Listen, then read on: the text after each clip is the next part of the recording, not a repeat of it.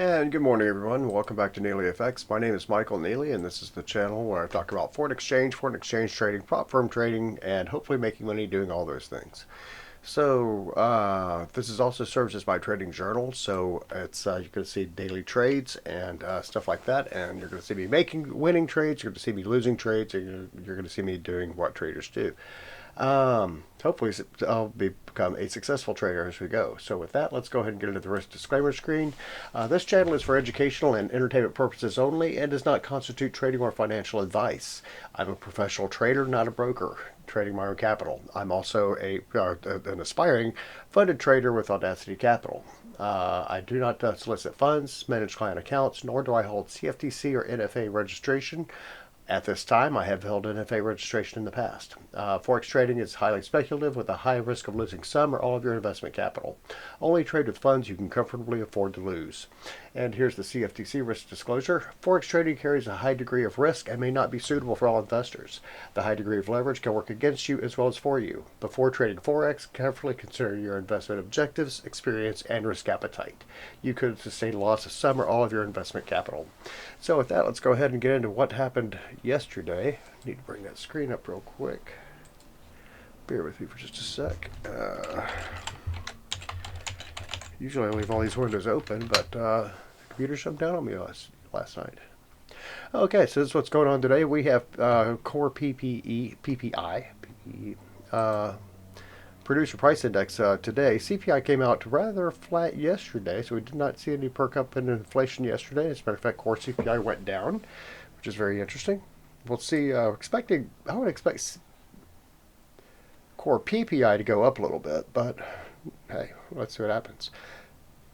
I will not be trading this today. I'll be at my day job. Trading it yesterday did not really go that well for me. I made a comeback on it, but it didn't really do what I wanted it to do. Did not really play the way I wanted it to. So we are. I finally got an email from Audacity Capital yesterday saying that I had beat the challenge. It's not the screen I want. That's the screen I want. Saying that I had my targets have been achieved in my previous prop trading challenge. So we're moving on to a new account. I'm waiting for them to start that new account now, and then we'll see if that's funded or not. And I may slip into another funded account in the meantime between now and then. Not today, but maybe the next couple of weeks, maybe. So let's see what's going on with this now. We have silver. We don't want that yet. We want DXY. Here's DXY. The dollar index is just kind of limping around, not really going anywhere too quickly. That's the 4-hour chart. We don't want that. We want the daily chart because we're not looking for an entry on that because it's awfully hard to trade that, considering it's. I think you'd have to trade that with a futures contract instead of anything else, and I'm not doing that yet. Maybe one day, but not right now. Right now, it is sitting right at 99.09, which is very good support level for it. We'll see if that holds. Might PPI today may drop it. So we'll see what happens after that. We are expecting a weakening dollar. The way James Stanley puts it is that it's easy in 2025. It was easy to be a bullish on USD, and this year it's easy to be bearish on USD. But we're also going to keep an eye out for that surprise bull market. Dollar versus the yen. Seeing that come down a little bit. So it just seems to be hovering right at 116.5. Not really going anywhere. Not worth trading right now. Not worth the risk. USD, JPY has pulled back to this support level right here, this resistance line. Or is it a support line? Which one is it? Because right now it's hard to tell. Is it going to stay above this line, or is it going to go down below this line? Trend lines tend to be subjective. However, that one's got 4 touches on it, so that means it's pretty much confirmed. So we're not going to worry about that one. We are expecting a higher USD JPY due to weakness of the yen. I don't have that one up. Let's see what's going on with that. Currency strength meter. Baby Pips, by the way, has an outstanding platform called Market Milk. I'd highly recommend you check that out if you haven't already. Is it going to go through all those questions? Nope. JPY today is the highest. The yen is the highest, and we're right now in the middle of the London session right now. And the dollar is one of the weakest, and the Great British Pound is right there. It's also one of the strongest. How about that? So we're seeing. That's what we're seeing. The the pound yen come down. I'm getting a little ahead of myself. So with this, we're expecting it to go higher. It did hit touch 159 last night, but remember it's got this weekly high close right there at 160.89. We don't have much room to go before it starts breaking out all at pretty much all-time highs for all-time within recent history. Pound versus the yen within recent tradable history. You know, who knows? Maybe a long time ago. It was weaker. The yen was weaker against the dollar. Let's see. Pound versus the yen. Pound versus the dollar. On dollar weakness, I've heard that you want to trade this more than the euros. Euro's just not going anywhere. I don't know what's going on with that. But the pound versus the yen, I would definitely consider that if you're going to trade a weaker dollar. Right now, it's not happening, but you know, it could be happening a little bit later on or early next week. We also have British, what is the GDP coming out tomorrow? So we want to be cautious of that and be wary that that the pound pairs could reverse on us at any given moment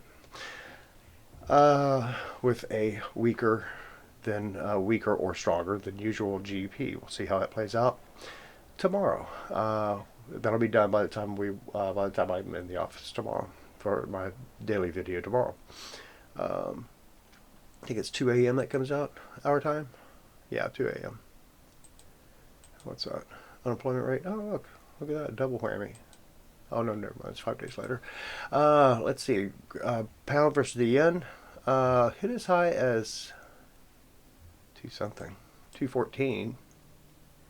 214.31. I was trying to trade this a little bit last night and then saw the pullback, so I stopped trading it last night. Need to probably move some trades down or figure out what's going on, because that is a doji. If that doji continues on the daily chart, then that means it's a strong chance we're going to have a reversal right there. So that is a possibility, because that is a definite evening star, I guess, or dragonfly emoji, doji. I'm not sure. At any rate, it looks like a reversal candle to me. Euro versus the yen. Again, didn't really break out much at all against the yen yesterday. Got a high right there, 185 and a half. Again, that may be an all-time high, but that is not. The euro's just not going anywhere right now. I don't know why. Well, we could do economic weakness in the European Union. All right, dollar versus the Canadian. Not a whole lot going on here. It's starting to pull back from its run and seeking support right there at 138.82. That's right at weekly bullish invalidation. So anything below that, we're going to be looking more at a more bear market. If we get a weekly close below that, well, we've already had weekly closes below that. So we'll see what's going to happen with that. Maybe want to change that title to strong support or something like that, or definition point, or who knows, decision area. CAD versus the yen. Again, not a whole lot going on here. Just kind of topping out. Kind of wondering what's going to happen next. I'm sensing there's going to be a reversal in the yen soon. Might be staring at increasing interest rates in the yen. I know the bond market, the 10-year bond yields, that's the only one that's going up, is the yen right now. Pound is coming down. Dollar is around here somewhere. There it is. It's coming down. So all these bond yields are coming down with the exception of the Japanese yen. So we could see a big reversal in the yen. The yen pairs coming up pretty soon. Oil, look at oil go. Oil is starting to act like gold. Look at that. Up to 62. It's been trading down here range bound for quite a while. It's starting to break out. We'll see if it continues its breakout today. If it gets above the 200. 200-day moving average? Yep, that's 200-day moving average right there. If it gets above that, we could have an entirely different scenario as far as oil goes, with all the this stuff, bad stuff going on geopolitically. Geopolitical tensions et al. Aussie versus the dollar, right there. Again, clinging desperately to 67. And not doing a very good job of it, so we'll see if that holds on there. Again, 67 is the mark that you want to be above. Did not complete that very well right here on the closes. 67.37 was the highest it got, so we'll see how that works out. Gold. Gold is starting another run. Why not? It's 46.28. That is pretty much an all-time high. We'll see if it continues that run today. I'm expecting it to. So we'll see how that goes. Platinum. Getting another run here again as well. That asymmetrical triangle is starting to be very symmetrical and very bullish. Silver. And who doesn't love silver? 90.44. $90.45 for one of these. This is a silver dollar. It used to be a silver dollar. Now it's a silver $90 piece. What can you say? Silver's on a tear, and we don't see it coming back down because I've heard there's 3 times more paper chasing the supply that's out there. So we're gonna watch silver just continue. I'm expecting $300 silver by the end of next year.